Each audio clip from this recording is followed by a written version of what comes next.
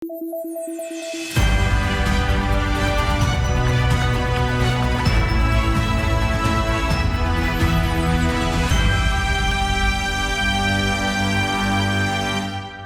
pemirsa, jumpa lagi bersama saya Dewi Sulistia dalam Lampung 8. Sejumlah informasi telah kami rangkai dan siap kami sajikan untuk Anda. Inilah Lampung 8 selengkapnya.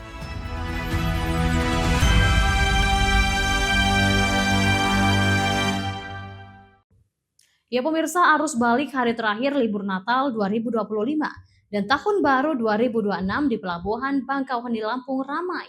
Pada umumnya, para pemudik yang didominasi kendaraan roda 4 dan roda 2 memilih melakukan perjalanan sejak pagi hari, karena Senin besok sudah kembali beraktivitas normal.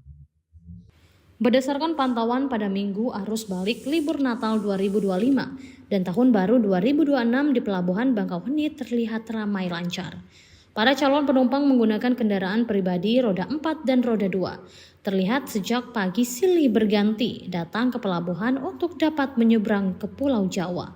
Pemudik yang mendominasi rombongan keluarga ini memilih melakukan perjalanan pulang ke daerah asal pada Minggu pagi, karena Senin besok sudah kembali beraktivitas normal. Meski terjadi keramaian, para pemudik hanya perlu menunggu proses bongkar muat untuk dapat masuk ke dalam kapal feri. Berdasarkan data PT ASDP Cabang Bangkauheni, jumlah penumpang yang menyeberang menuju Merak, Banten pada tanggal 3 Januari mencapai 40.000 orang. Jumlah kendaraan roda 4, 4.000 unit, roda 2, 2.000 unit. Kami dari Tarpandi mau ke Bogor. Bogor. Dalam rangka apa ini? Biasa mudik Nataru lah. Mudik Nataru. Ya memang ada beberapa alternatif ya, mungkin belum juga puncak ya kalau pagi seperti ini. Kemudian yang kedua karena besok itu kan udah jadwal kerja ya. Kita target untuk bisa sampai tidak terlalu malam lah. Mau ke Merak, Oh, dalam rangka kerja, kerja. Ini memang habis liburan atau gimana Mbak ceritanya? Mbak? liburan ya, Baru pulang liburan ya? Memang rumah di Lampung? Lampung. Berarti memang kita ngejar berangkat jam segini karena apa, Mbak? Lampung Bangga nggak gede, Oh, biar terus? mau biar cepet damai aja. Biar ikut sampai. Besok kerja ya? Iya. Pada arus balik libur Natal ini, PT ASDP Cabang Bangkauheni rata-rata mengoperasikan 33 unit kapal dengan total trip mencapai 100 trip per harinya. Dari Lampung Selatan, Tim Liputan Garuda TV, Heri Afriansyah melaporkan. Ya pemirsa, wisata alam Wai Gunung Batu atau yang lebih dikenal dengan Wai Mios menjadi salah satu destinasi alam pilihan masyarakat di akhir libur panjang Natal dan Tahun Baru. Tempat wisata yang berada di Dusun Gunung Batu, Desa Pampangan, Kecamatan Tataan, Kabupaten Pesawaran, menjadi pilihan masyarakat karena jarak tempuh yang tidak terlalu jauh dari Bandar Lampung. Wisata alam Wai Gunung Batu atau yang lebih dikenal dengan Wai Mios menjadi salah satu destinasi alam pilihan masyarakat di akhir libur panjang Natal dan Tahun Baru. Objek wisata ini menawarkan panorama alam yang masih asri dan alami, jauh dari sentuhan wisata buatan. Pengelola wisata Wai Gunung Batu, Depis, mengatakan konsep utama yang diusung adalah wisata alam natural. Pengunjung diajak menikmati suasana pegunungan dengan lingkungan yang masih terjaga dan udara yang sejuk. Tempat wisata yang berada di Dusun Gunung Batu, Desa Pampangan, Kecamatan Tataan, Kabupaten Pesawaran, mulai menarik minat wisatawan dari berbagai daerah. Selain pengunjung lokal dari Pesawaran dan Bandar Lampung, wisatawan dari luar daerah seperti Bandung juga tercatat pernah berkunjung ke lokasi tersebut. Untuk menuju lokasi, pengunjung dapat menempuh rute dari arah Tataan melalui Tugu Pengantin.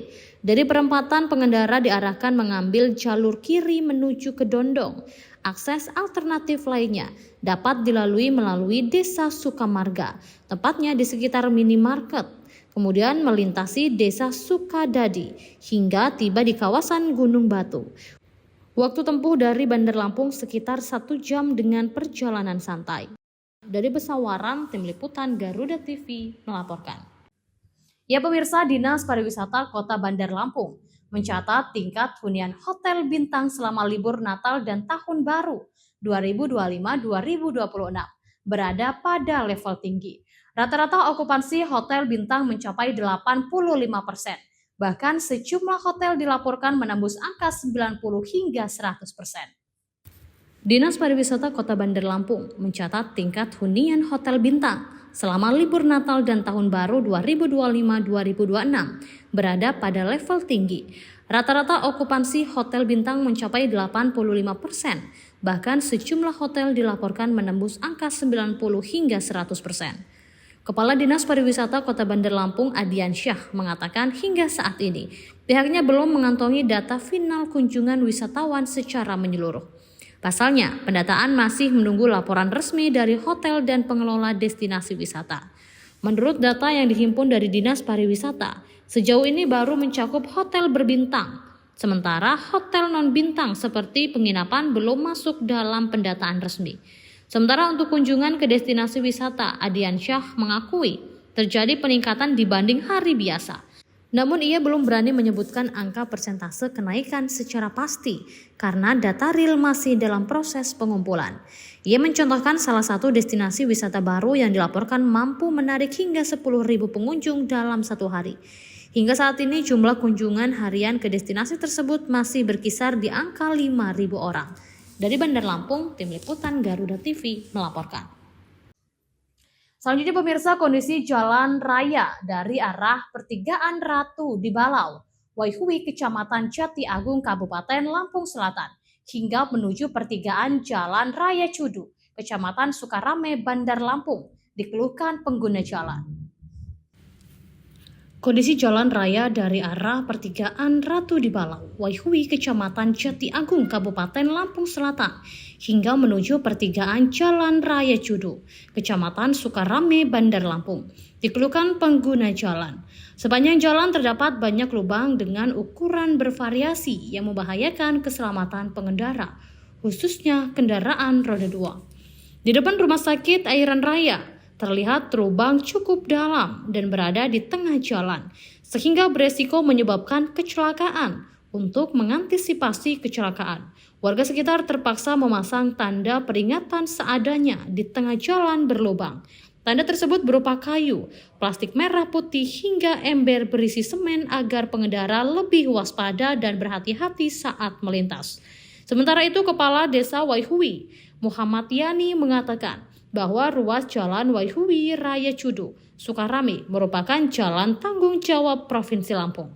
Dari Lampung Selatan, Tim Liputan Garuda TV melaporkan. Di tengah perubahan dan dinamika bangsa, ada isu yang memerlukan sebuah solusi. Bersama narasumber terpercaya, mengulas topik terkini untuk negeri. Kait dengan RUU perampasan aset yang Live dari Sarinah dan Menara Garuda. Indonesia Kita, Senin sampai Jumat pukul 7 malam hanya di Garuda TV. Ya pemirsa, kabar duka datang dari keluarga besar Polresta Bandar Lampung, Bribda Helmi Apriansyah.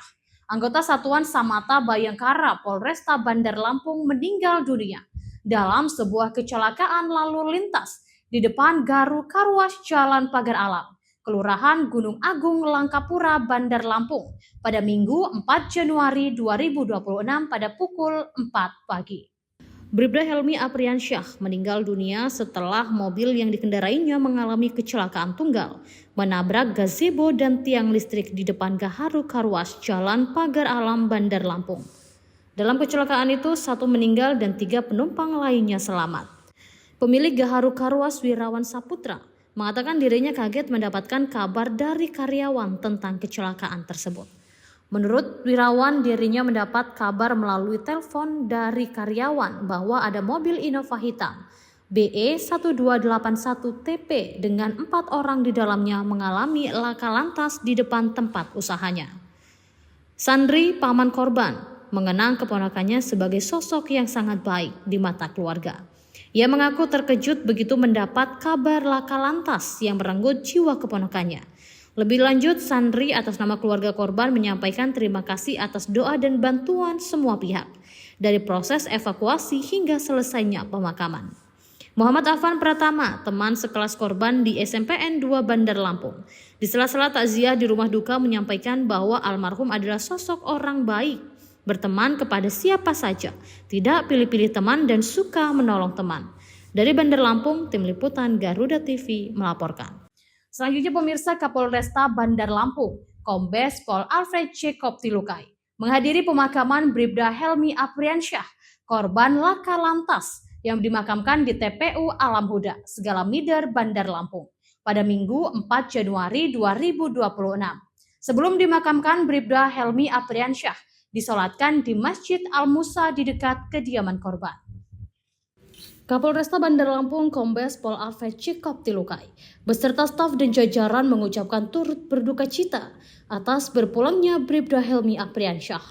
Kapolresta mendoakan semoga almarhum husnul khotimah, diampuni segala dosa, diterima semua amal ibadah dan diberikan tempat terindah di sisi Allah Subhanahu wa Ta'ala. Kapolresta juga berharap keluarga yang ditinggalkan diberikan ketabahan saat pemakaman. Kapolresta mendekati orang tua korban. Atasan almarhum Bribda Helmi Apriansyah tersebut tampak sedih setelah kehilangan salah satu anggota terbaiknya tersebut. Tampak ibu almarhum Bribda Helmi menangis terseduh-seduh di pemakaman. Proses pemakaman yang dilakukan secara militer turut dihadiri rekan-rekan korban. Petugas upacara pemakaman Insan Bayangkara dengan seragam lengkap berjejer rapi di lokasi pemakaman hingga penghormatan terakhir kepada korban dilakukan. Dari Bandar Lampung, Tim Liputan Garuda TV melaporkan. Ya pemirsa, banjir yang terjadi selama sepekan terakhir kembali melanda sejumlah desa di Kabupaten Lampung Selatan. Ratusan hektar sawah terendam banjir akibat curah hujan tinggi dan rusaknya infrastruktur pengendali air. Masyarakat menilai Balai Besar Wilayah Sungai atau BBWS Lamban menanggapi aduan warga yang sudah disampaikan sejak 3 tahun terakhir. Dalam sepekan banjir merendam sedikitnya 5 desa di Kecamatan Palas, Lampung Selatan. Di antaranya Desa Bandan Hurip, Desa Pematang Biru, Desa Bumi Restu, dan Desa Tanjung Jaya. Desa Bandan Hurip sekitar 600 hektar sawah terendam banjir. Petani terancam gagal panen setelah klep pintu air dalam kondisi rusak dan tidak berfungsi. Kerusakan pintu air tersebut sudah terjadi selama 3 tahun dan berulang kali diajukan ke pihak terkait, terutama Balai Besar Wilayah Sungai, namun belum ada perbaikan menyeluruh. Di Desa Pematang Baru, tanggul sungai kembali jebol, padahal tanggul sempat diperbaiki pada tahun lalu. Warga menilai tinggi tanggul tidak memadai sehingga mudah jebol saat curah hujan tinggi. Sementara itu di Desa Bumi Restu kondisi serupa juga terjadi. Pemerintah daerah telah menurunkan alat berat untuk melakukan perbaikan darurat. Sedangkan di Desa Tanjung Jaya tanggul mengalami longsor dan memerlukan penanganan segera. Akibat banjir ini petani terpaksa melakukan panen lebih awal. Kerugian ditafsir mencapai ratusan juta rupiah. Bahkan sebagian petani terancam kehilangan hasil panen sepenuhnya. Masyarakat menyebut sejak 6 bulan sebelum banjir terjadi, kerusakan tanggul dan pintu air sudah dilaporkan. Namun hingga banjir terjadi belum ada tindakan nyata dari pihak Balai Besar. Ya seharusnya panennya bagus ya, bisa 1 hektar itu bisa 3 ton, maka sekarang ya bahkan cuma 3 karung, 2 karung, jadi sangat memprihatinkan sekali. Bakal ada yang benar-benar gagal panen, ada yang sudah tanam juga akhirnya nggak bisa. Petani meminta Balai Besar Wilayah Sungai segera turun ke lokasi untuk melakukan perbaikan menyeluruh agar banjir tidak terus berulang setiap tahunnya. Sementara itu pemerintah daerah terus melakukan pengawasan, menurunkan alat berat, segera mendata warga dan lahan pertanian yang terdampak banjir. Dari Lampung Selatan, Tim Liputan Garuda TV, Heri Afriansyah melaporkan. Ya, selanjutnya pemirsa, jajaran Polsek Terusan Nyunyai, Polres Lampung Tengah mengungkap kasus pencurian dengan pemberatan yang terjadi pada Selasa 30 Desember 2025 sekitar pukul 2 dini hari. Peristiwa tersebut terjadi di perumahan 2 PT Gunung Madu Pension, Kampung Gunung Batin Baru, Kecamatan Terusan Nyunyai, Lampung Tengah. Kapolsek Terusan Nyunyai AKP Daniel Hamidi mewakili Kapolres Lampung Tengah AKBP Ali Syahendra menjelaskan dari kasus tersebut pihaknya mengamankan seorang tersangka yang masih di bawah umur berinisial AWM 15 tahun. Ditambahkan Kapolsek mengungkapkan kasus berawal dari laporan korban DR 34 tahun seorang karyawan swasta yang tinggal di perumahan 2 GMP mendapati kondisi rumahnya dalam keadaan berantakan saat pulang ke rumah. Kasur dan lemari acak-acakan, ventilasi jendela terbuka, serta tas milik istrinya terbuka dan tergeletak di atas kasur. Setelah diperiksa, uang tunai sebesar 2 juta yang disimpan di dalam tas hilang. Korban langsung melapor kepada pihak Satpam GMP. Dari hasil pengecekan dan pengembangan awal, petugas keamanan berhasil mengamankan seorang remaja yang dicurigai sebagai pelaku. Menindaklanjuti laporan kejadian tersebut, tim TKP 308 Presisi Polsek Terusan Nyunyai segera mendatangi TKP dan mengamankan pelaku. Kini pelaku berikut barang bukti telah diamankan di Mapolres Terusan Nyunyai guna proses lebih lanjut. Dari Lampung Tengah, Tim Liputan Garuda TV melaporkan.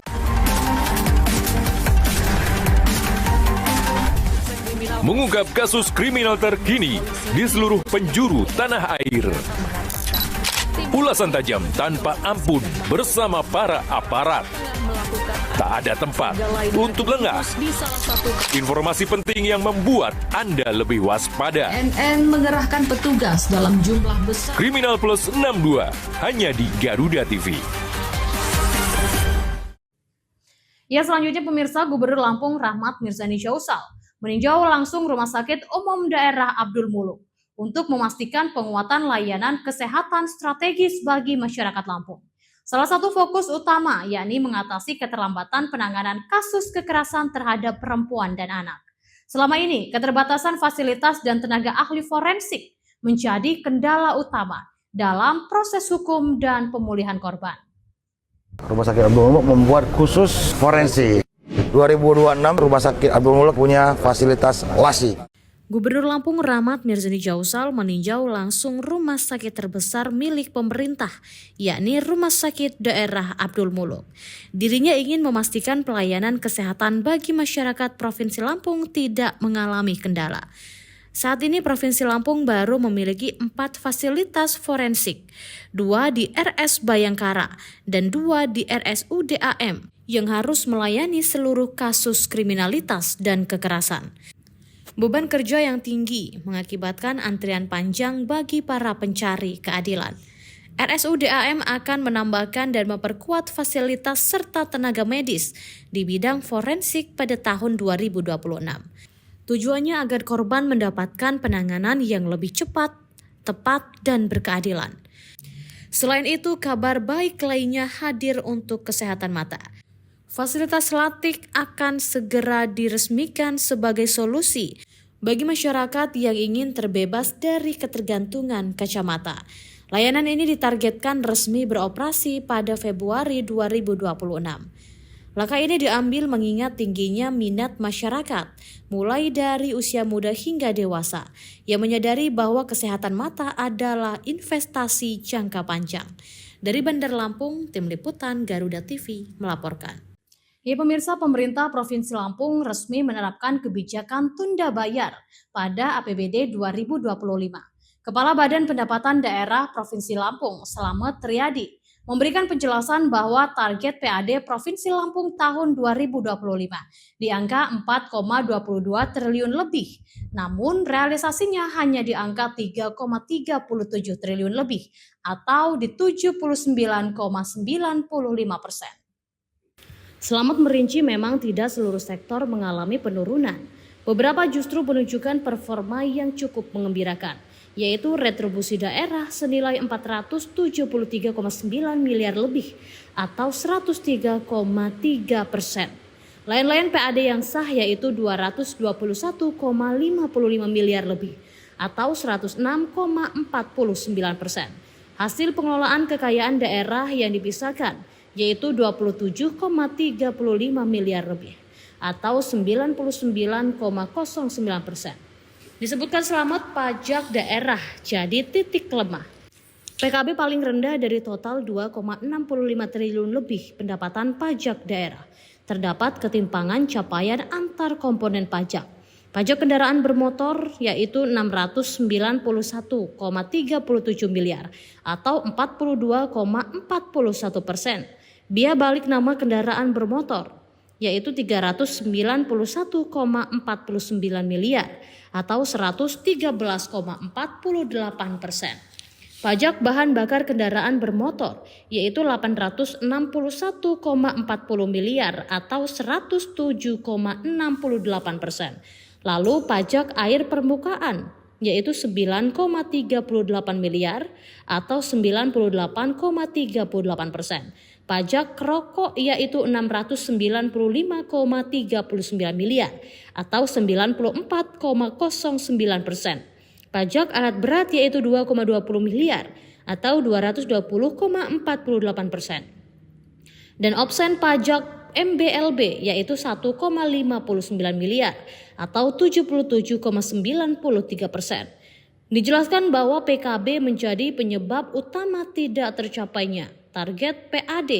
Penurunan drastis terjadi pada kelompok kendaraan pribadi dan kendaraan niaga. Realisasi pendapatan yang hanya 79,95%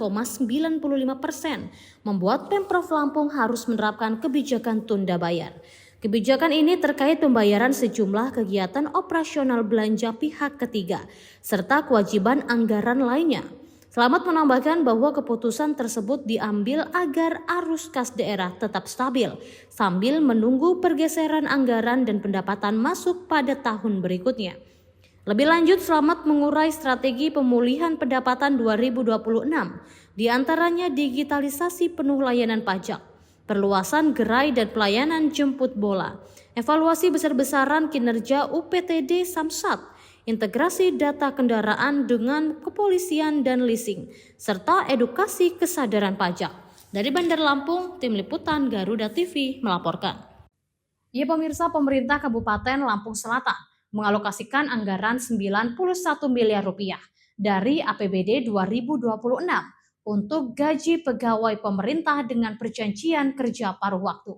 Diketahui akhir tahun 2025 kemarin, Pemkab Lampung Selatan memberi kado manis kepada 5.792 orang dengan resmi diangkat sebagai PPPK paruh waktu. Kepala Badan Pengelola Keuangan dan Aset Daerah BPKAD Lampung Selatan, Wahidin Amin, mengatakan kebijakan gaji berpedoman pada Diktum ke-19. Keputusan Menteri Pendayagunaan Aparatur Negara dan Reformasi Birokrasi Nomor 16 Tahun 2025 tentang PPPK paruh waktu. Menurutnya, Meme Domani, aturan tersebut Pemkab Lampung Selatan mengalokasikan anggaran 91 miliar untuk bayar gaji 5.792 PPPK paruh waktu. Dijelaskan angka itu meningkat signifikan dibandingkan gaji tenaga honorer atau tenaga harian lepas sukarela Pemkab Lampung Selatan tahun 2025 yang hanya sekitar 41 miliar rupiah. Menurut Wahidin, perubahan status tenaga non-aparatur sipil negara menjadi PPPK paruh waktu membawa konsekuensi besar terhadap struktur pembiayaan daerah. Jika sebelumnya gaji tenaga non-ASN bersumber dari dana BOS, BOK maupun Badan Layanan Umum Daerah, maka setelah diangkat menjadi PPPK paruh waktu, seluruh gaji menjadi tanggung jawab APBD.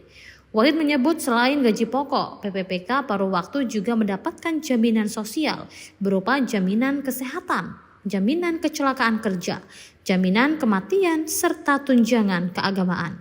Dari Lampung Selatan, Tim Liputan Garuda TV melaporkan. Ya pemirsa, Universitas Lampung dan Universitas Teknokrat Indonesia masuk dalam 15 kampus terbaik di Indonesia hasil pemeringkatan Uniranks 2025. Daftar ini menarik perhatian kalangan akademisi dan bisa menjadi rujukan penting bagi calon mahasiswa dan orang tua yang tengah mempersiapkan pilihan perguruan tinggi untuk jenjang pendidikan berikutnya. Uniranks merupakan direktori pendidikan tinggi global yang melakukan peringkatan universitas berdasarkan indikator digital dan visibilitas daring. Beberapa aspek yang dinilai meliputi kualitas dan peringkat situs web resmi kampus.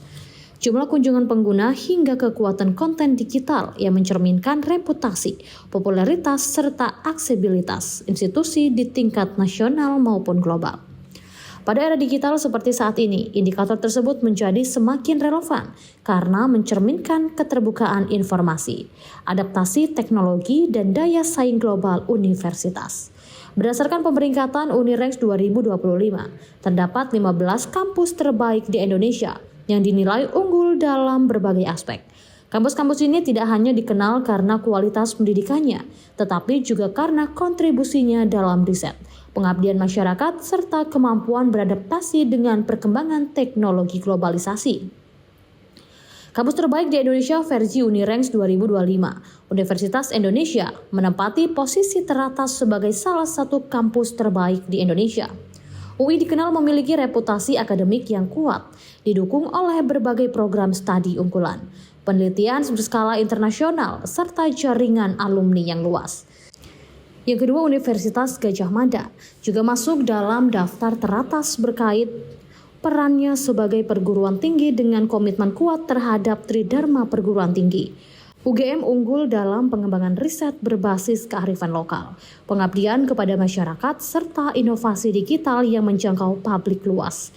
Yang ketiga, Universitas Telkom menunjukkan keunggulannya sebagai kampus berbasis teknologi dan industri kreatif dengan fokus pada teknologi informasi, bisnis digital, dan komunikasi.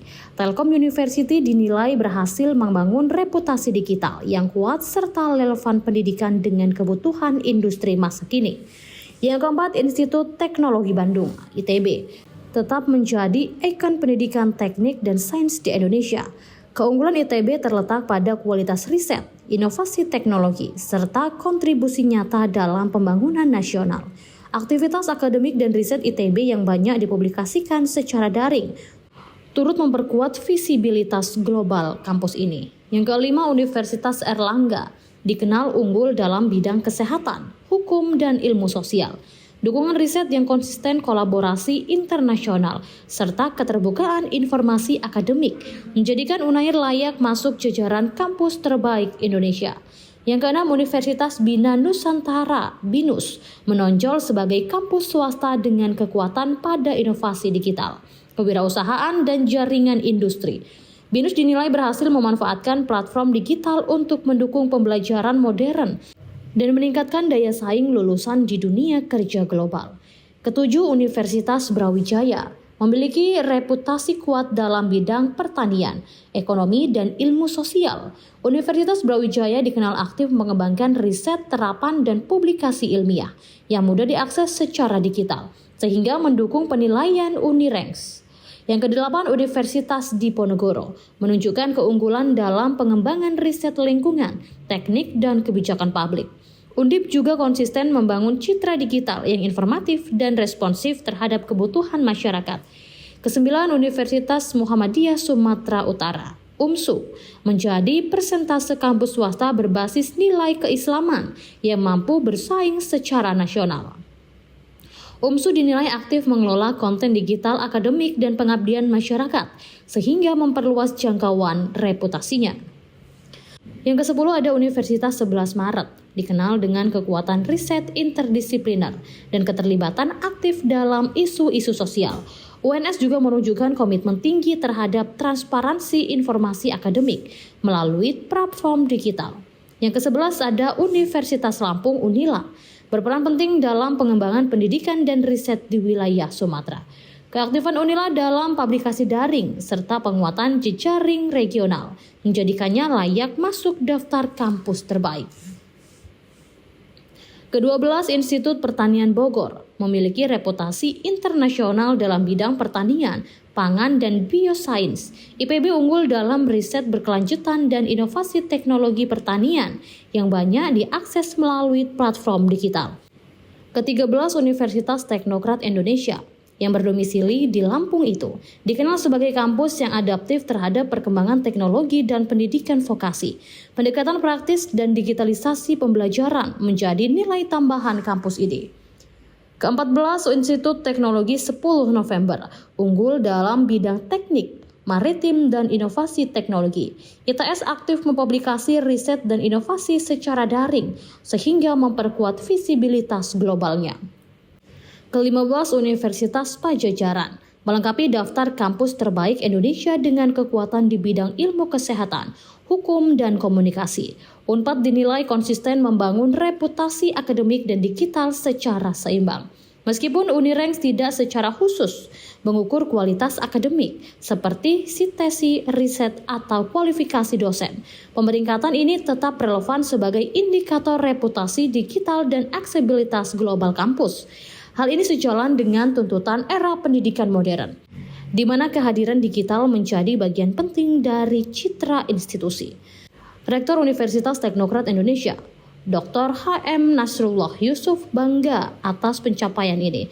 Ia berharap ke depan prestasi teknokrat dalam pemeringkatan global ini semakin baik. Ia meminta raihan ini bisa menjadi tolak ukur untuk pengembangan kampus di masa mendatang. Nasrullah juga berharap pemeringkatan ini semakin memotivasi sivitas akademik teknokrat bisa lebih baik. Dari Jakarta, Lampung, Garuda TV melaporkan. Ya demikian pemirsa, informasi tadi sekaligus mengakhiri perjumpaan kita pada hari ini. Tetap saksikan Lampung 8 dimanapun Anda berada.